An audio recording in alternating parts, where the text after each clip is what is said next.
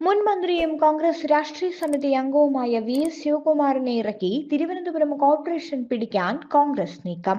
രണ്ടാഴ്ച മുമ്പ് AICC general secretary K C. വേണുഗോപാലിന്റെ നേതൃത്വത്തിൽ തിരുവനന്തപുരത്ത് ചേർന്ന യോഗത്തിലാണ് തീരുമാനം.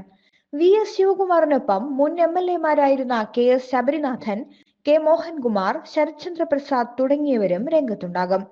തിരുവനന്തപുരം ജില്ലയിൽ എം.പി, എം.എൽ.എ, മന്ത്രി തുടങ്ങിയ പദവികളിലിരുന്ന വി.എസ്. ശിവകുമാറിന്റെ സ്ഥാനാർത്ഥിത്വം കനത്ത രാഷ്ട്രീയ പോരാട്ടത്തിന് കാരണമാകും.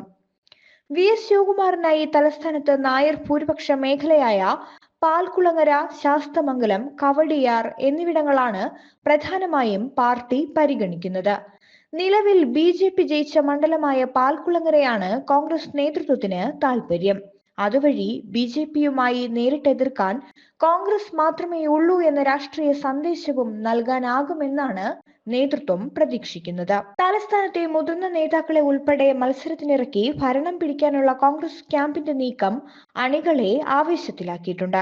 AICC secretary PC. വിഷ്ണുനാഥിനാണ് തലസ്ഥാനത്തിന്റെ തിരഞ്ഞെടുപ്പ് ചുമതല. 100 കൗൺസിൽ 10 അംഗങ്ങൾ മാത്രമുള്ള ദയനീയ സാഹചര്യത്തിലാണ് നിലവിൽ തിരുവനന്തപുരം കോർപ്പറേഷനിലെ കോൺഗ്രസ്.